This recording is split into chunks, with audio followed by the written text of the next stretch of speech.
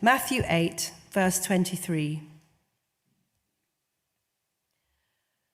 Then he got into the boat, and his disciples followed him. Suddenly, a furious storm came up on the lake, so that the waves swept over the boat. But Jesus was sleeping. The disciples went and woke him, saying, "Lord, save us! We're going to drown." He replied, "You of little faith, why are you so afraid?" Then he got up and rebuked the winds and the waves, and it was completely calm.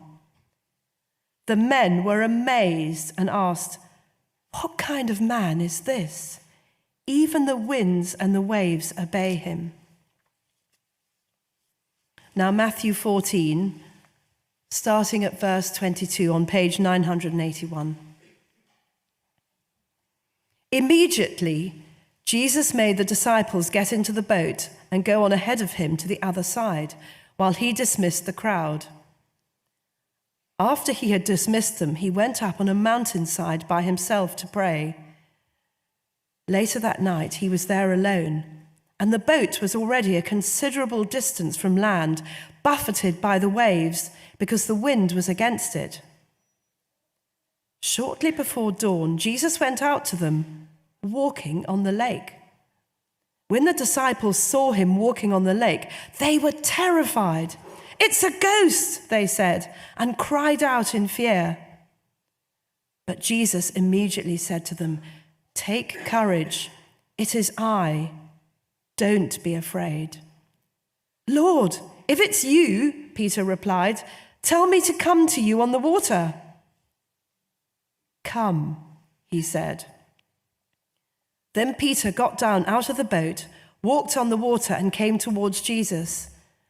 But when he saw the wind, he was afraid, and beginning to sink, cried out, "Lord, save me!" Immediately Jesus reached out his hand and caught him. "You of little faith," he said, "why did you doubt?" And when they climbed into the boat, the wind died down. Then those who were in the boat worshipped him, saying, "Truly, you are the Son of God." When they had crossed over, they landed at Gennesaret. And when the men of that place recognized Jesus, they sent word to all the surrounding country. People brought all who were ill to him and begged him to let those who were ill just touch the edge of his cloak, and all who touched it were healed. Rachel, thanks so much. They say the weather on the top of Mount Everest can be incredibly hostile. Before I go on, actually, I should probably just say, if you're not from the UK, you should probably know, if you don't know already, that one of the things British people love to do is talk a bit about the weather. And it's sort of one of those things we do to start a conversation or just about anything else. Don't really ask me why we do it, we just sort of do it. In fact, if you want to know a good response when a British person starts talking to you about the weather, generally speaking, it can always just be, "Yeah, it's terrible, isn't it?" Because normally we'll complain, you see, about the fact that the weather really is pretty terrible outside. And so saying, "Yeah, it's terrible, isn't it?" goes down fairly well. But on the odd occasion that the weather is actually really quite good outside, it's generally we're in a bit of a huff about it, and it's actually too good outside. So you can probably just respond, "Yeah, it's really terrible, isn't it?" regardless of what the weather is. So you kind of just say those things, nod along, and you sort of just pretend to be interested as a British person talks to you about the weather. So anyway, I'm going to talk to us about the weather for a couple of minutes, and you can all sit and pretend to be interested. They say the weather at the top of Mount Everest can be incredibly hostile. Given that it's the highest peak on Earth at nearly 9,000 meters high, or roughly about 5.5 miles, if that's easier to digest, it's hardly surprising that the weather patterns might change quickly and unexpectedly up there. In 1953, after Sir Edmund Hillary and Tenzing Norgay became the first recorded people to reach the peak of Everest, it was said that their tracks up to the peak had actually disappeared by the time they wanted to turn and come back down from the peak. So quickly had the weather changed and brought a load more snow onto the mountain. pretty disorienting, thinking you know where you are, and then maybe feeling incredibly lost. In fact, it's actually said that you could be making your way up the mountain with the summit clearly in view, only for it to suddenly become completely obscured from view, the weather to change in an instant, and what you thought was there right in front of you, you thought you knew where you were going, well, actually, you don't really know if you're headed in the right direction or even where you are anymore. Now, you might wonder why I'm telling you this, and that would be kind of a fair thing to wonder, maybe a fair question to ask. I'm not actually a mountaineer, and as much as I talk about it, I don't really care about the weather that much. But more the thing that strikes me about the weather at the top of Mount Everest is how incredibly easy it can be to feel like you know exactly where you're going and then to get entirely lost, to miss the thing that is right in front of you, and for the weather to be the thing that stops you seeing the thing that is right in front of you. You know, in life, there are all sorts of times where that can happen to us, where you can sort of see clearly in front of you, weather conditions change, and you sort of then miss what is actually in front of you. You can't really see anymore. Your view is changed by what is going on in the weather. Most of the time, that probably won't matter, but some of the time it will. And so I just want to say to us this morning, don't let the weather stop us seeing what is right in front of us in Matthew 14. Don't let the weather stop us seeing Jesus. Because you see, it can be really easy with a passage like this to get caught up in the fact that there's a big storm, that Jesus walks on it, and that he even calms it. But we're going to see that actually the climax and the crux of this passage is not the storm, it's not the weather, but it's what Jesus' disciples declare him to be, the Son of God. The weather doesn't distract them. They get what is right in front of them. And for you and I, if we see that Jesus is the Son of God like them, then we will know a hope that will sustain us even throughout the hardest times of life, a hope that will not let us down, a hope that will be worth it. But some people, as we'll see a little bit later, do miss what's right in front of them. They're close to Jesus. They even experience good things from him, but they miss him entirely.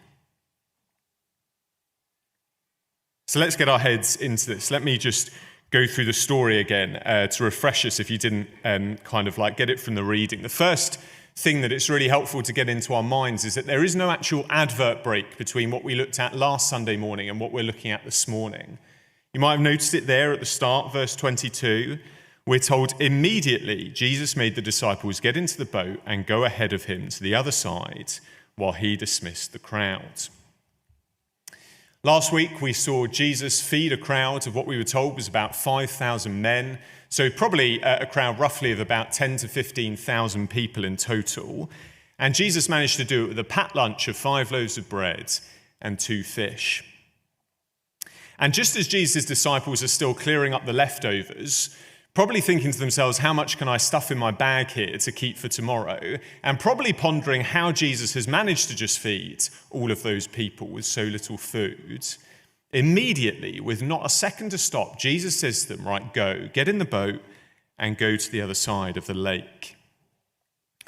By the way, don't be tripped up by the idea of a lake here. This lake is what we today call the Sea of Galilee, which is actually 32 miles across, which is longer than the kind of Dover to Calais ferry crossing. So don't think of a lake as being something small.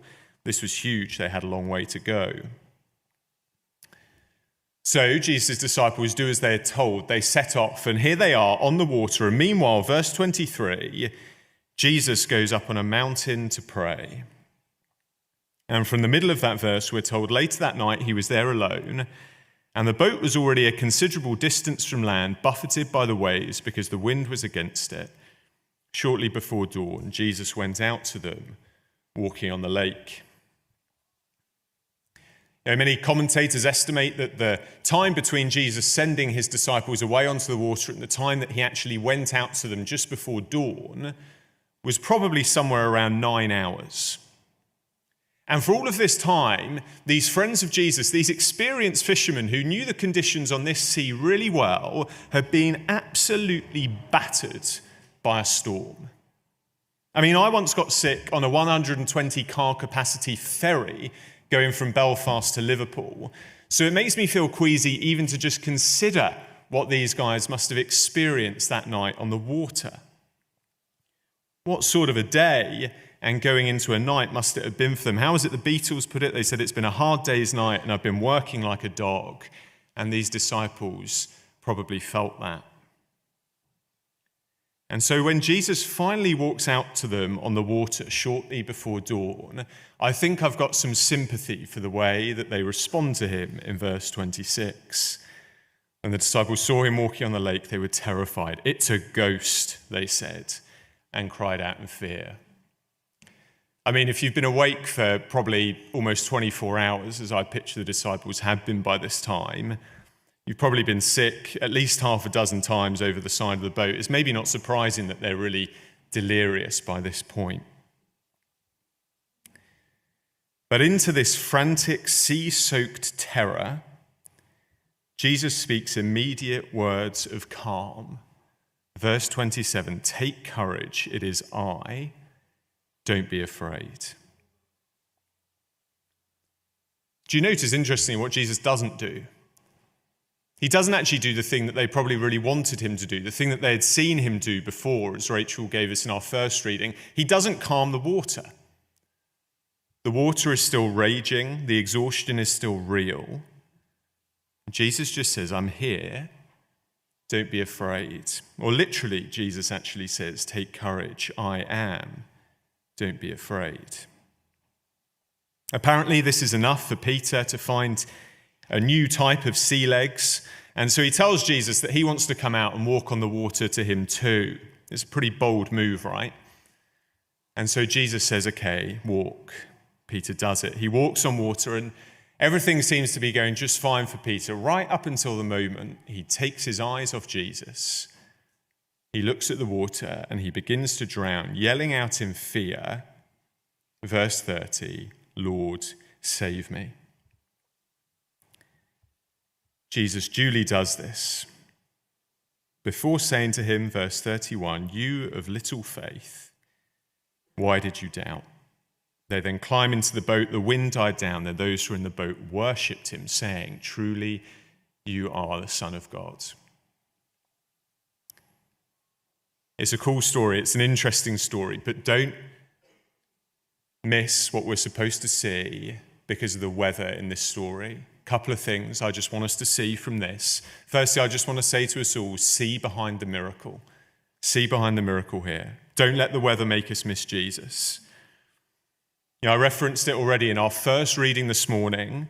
Rachel read to us from Matthew chapter 8 when Jesus was also with his disciples on stormy waters. And after he calmed the water, you might have noticed what their response to Jesus was that time. They said to one another, "Who is this guy that even the winds and the waves seem to obey him?"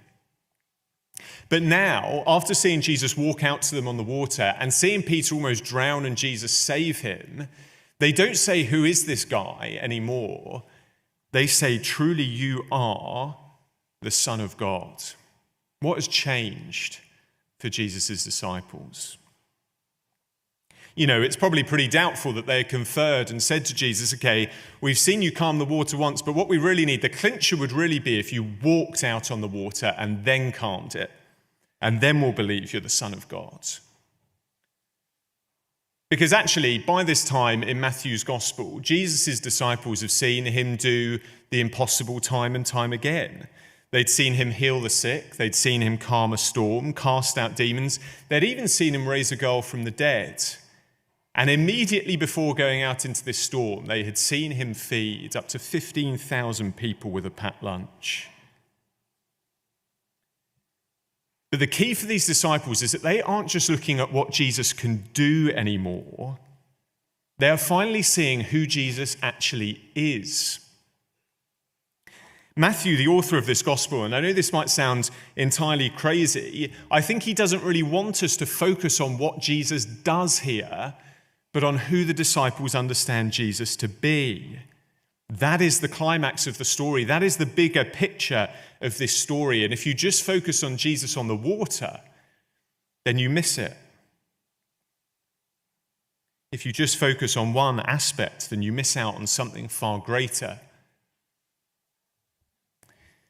It's been well documented. If you're a sports fan, you might well know, as a football fan especially, that Lionel Messi, who many would argue is the greatest footballer of all time, early in his, when he was still a kid really, was actually turned down by one club because they said he was too short to make it as a professional footballer.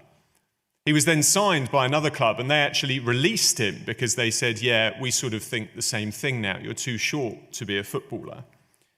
So to be honest, 43 trophies later, having won the World Cup and been named Player of the Year 7 times, you'd probably say that you think they kind of missed the point, really.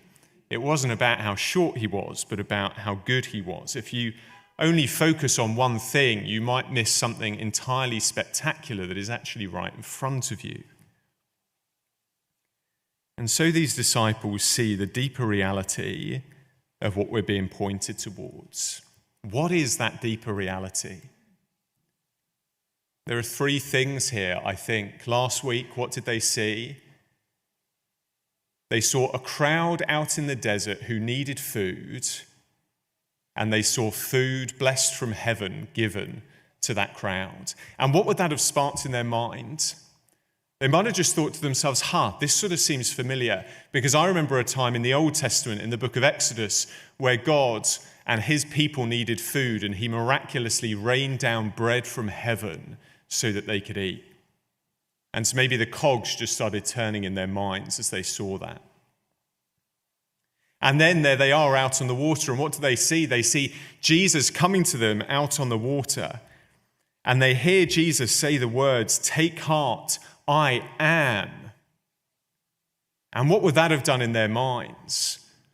Well, they would have known that I am was the very name that God had given himself when telling Moses who he should go and tell it was that he was sent by to rescue God's people. Jesus taking the name of God for himself here.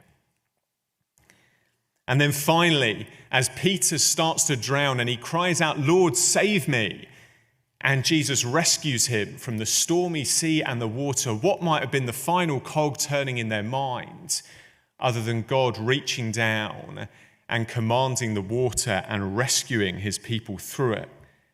How God had once done when he brought his people through the Red Sea from the pursuing Egyptian army. 3 things: the bread, the water, the declaration of Jesus saying, "I am." And what were all of these things doing to those disciples' minds? They were saying, this is about something more than the water, more than the food.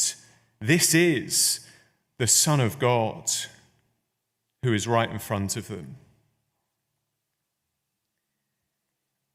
You see, with this story, we could easily walk away and conclude to ourselves that through the storms of life, all we need to do is keep our eyes on Jesus and we'll come through them. But this is not a story about us. This is a story about who Jesus is. Jesus is the promised rescuer of God's people. He is the one who had come and who would, just as God had once brought his people out of slavery in Egypt through the water to their promised rest, so Jesus was the one who would now come to lead God's people through the water into their ultimate promised rest.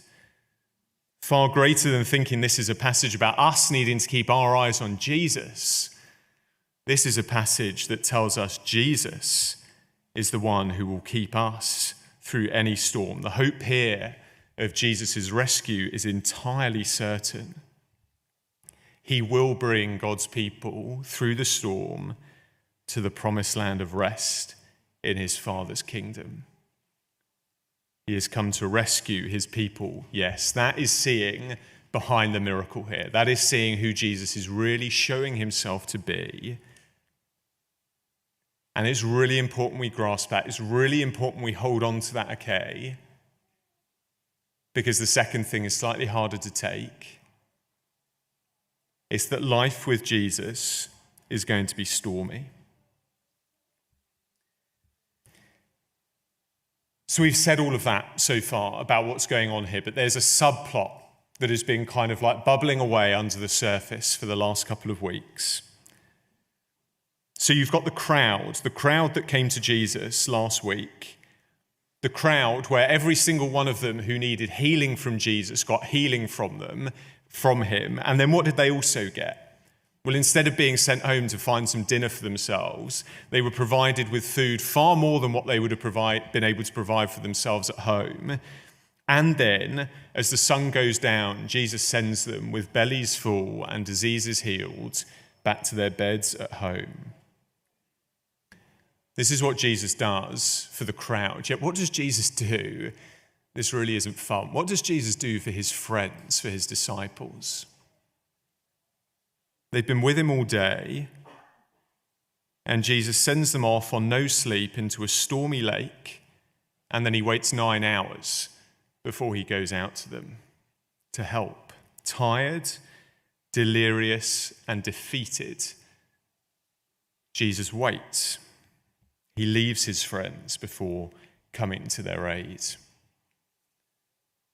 Life with Jesus is going to be stormy. In the children's classic, The Lion, the Witch and the Wardrobe, if you don't know the story, a group of children find themselves in the land of Narnia, where the White Witch has come to rule the land of Narnia in place of the rightful king Aslan, and she has trapped Narnia in an eternal winter.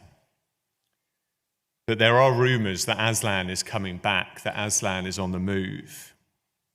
And confused about this, one of the children, Lucy, has a conversation with some beavers that goes a bit like this.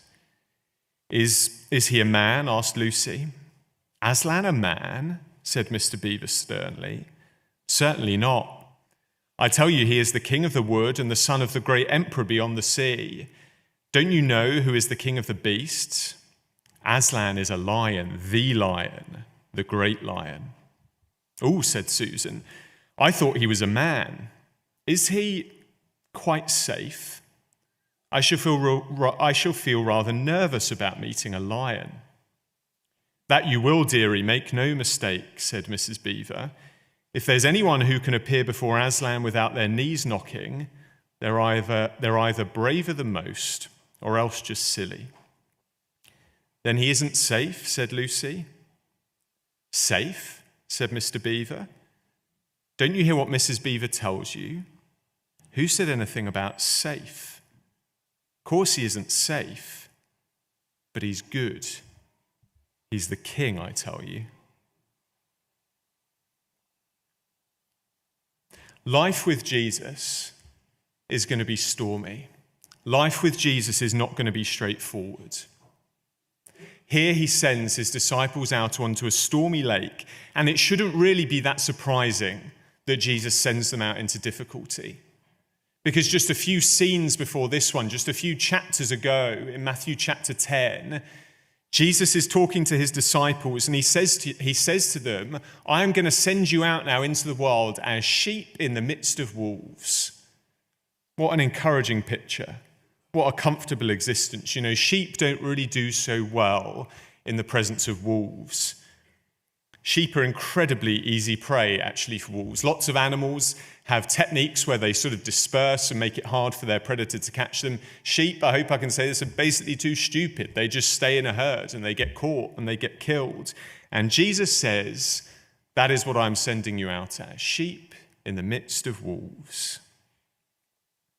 Have you experienced yet that uncomfortable life that Jesus brings, of being a sheep in the midst of wolves? The exhaustion that it can sometimes bring trying to live for him, the constant thorn it can sometimes feel in our lives when we keep trying to choose Jesus over other things. And maybe just like the disciples, maybe we look around at the crowd with their bellies full and their diseases healed, and we say, why are other people getting it easier when we are in the midst of the storm? Why keep going with Jesus? Well, Christian, hold on, because it is in this storm where Jesus causes his followers to truly understand who he is. It's in there that they get the greatest revelation of all, that Jesus will bring them through to God's ultimate promised rest. So as we draw to a close, let me just say again, don't miss Jesus for the weather here. Don't miss the Jesus that is right in front of us.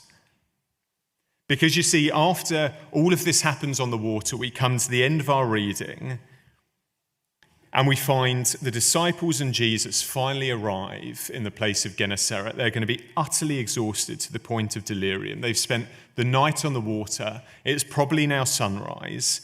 And on very little to no sleep at all, Jesus gets there and he finds a crowd waiting for him.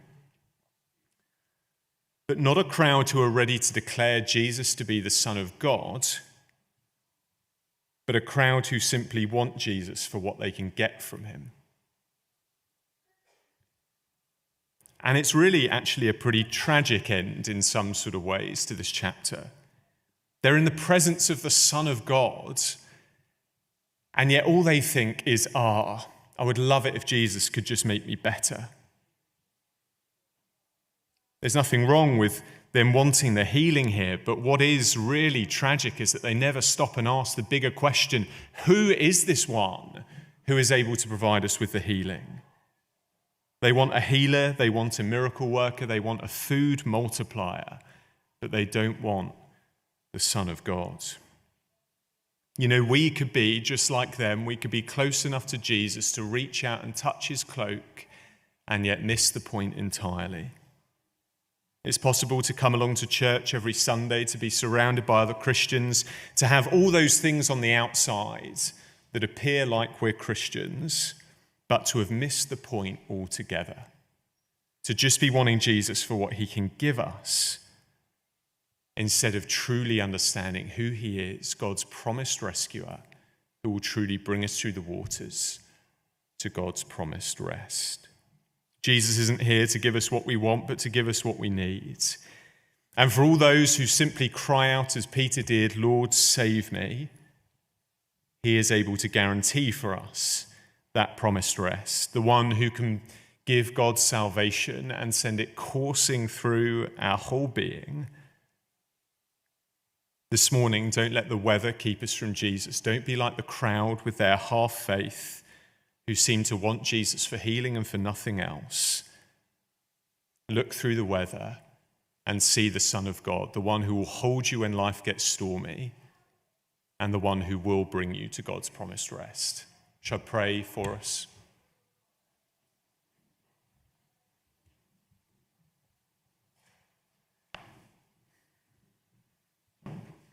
Heavenly Father, please would you give each of us the grace to understand, the eyes to see that Jesus is the one who will bring us to your ultimate promised rest. Please help us not to miss him this morning, but to come to him and find life in him and not be like the crowd who simply wanted what they could get from him.